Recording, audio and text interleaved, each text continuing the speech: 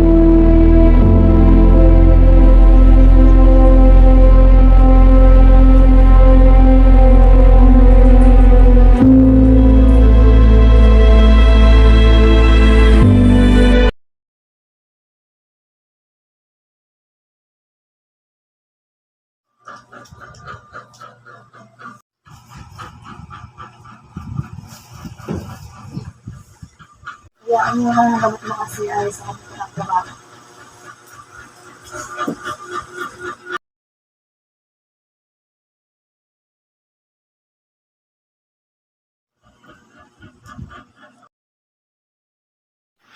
Nandito na po ako, boss, kasi siya nag-late ako. Parati ka din naman late. Ano ba yung ginagawa mo? Kasi may sakit po yung kuya ko, inalagaan ko siya. Wala akong paki sa'yo at sa kuya mo. Mas uunahin mo pa yan sa trabaho mo? Magtrabaho ka na doon.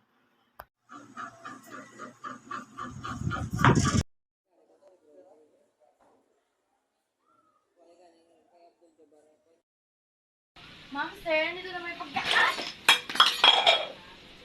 Ba't na? Ay, pasensya na po. Hindi ko po sinasadya.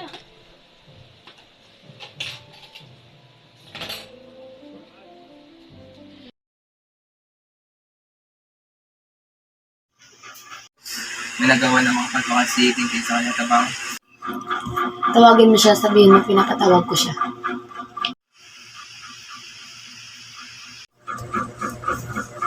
Pinapatawagan ni boss. Boss, pinapatawag mo daw ako. Yes, pinapatawag kita.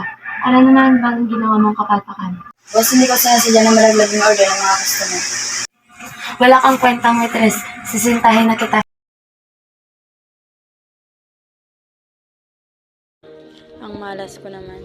Bakit ba ito nangyayari sa akin?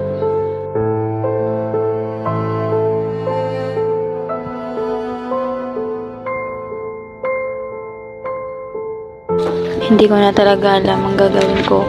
Kailan pa ba matatapos sa problemang ito?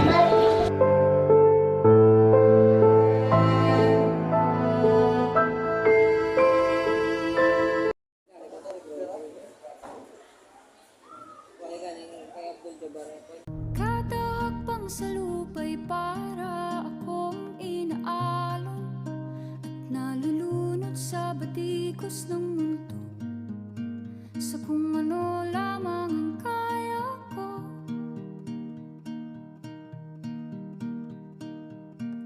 Bigang-bigan sa mga problemang di masolusyonan agad.